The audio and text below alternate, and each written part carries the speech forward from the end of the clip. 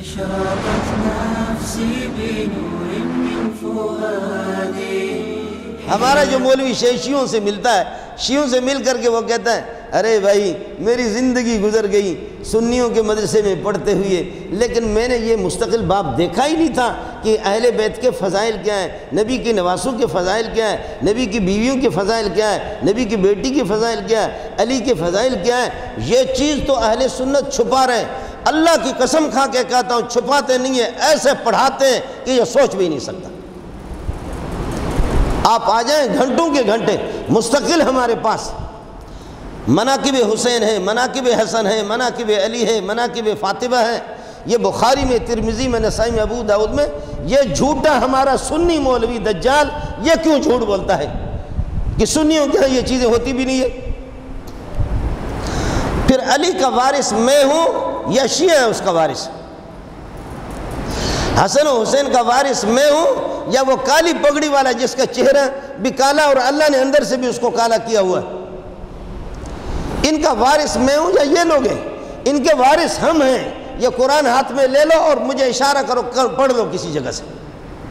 خدا کی قسم ان کو قرآن نہیں آتا.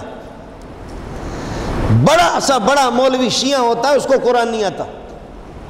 اور ہمارے کرایہ کا مفتی صاحب بھی وہ بھی کہتے ہیں کہ وہ ہمارے مسلمان بھائی پاکستان بنانے میں ان کا بہت بڑا ہاتھ ہے.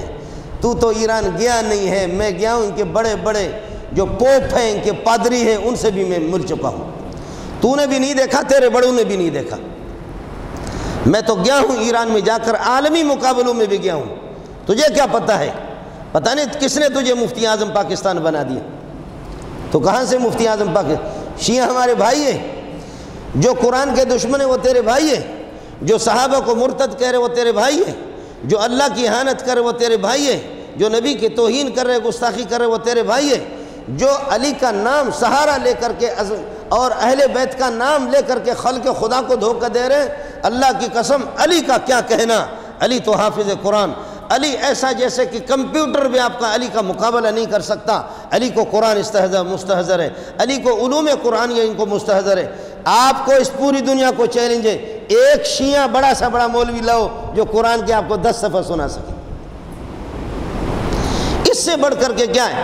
اس قرآن کو کوئی بھی ان میں سے یاد نہیں کرتا، اس لیے کہ اس قرآن کو جمع کرنے والا حضرت عثمان ہے. حضرت عثمان اور ابو بکر نے یہ قرآن لکھوائے لوگوں میں، اور ابو بکر اور عمر سے ان کو دشمنی ہے.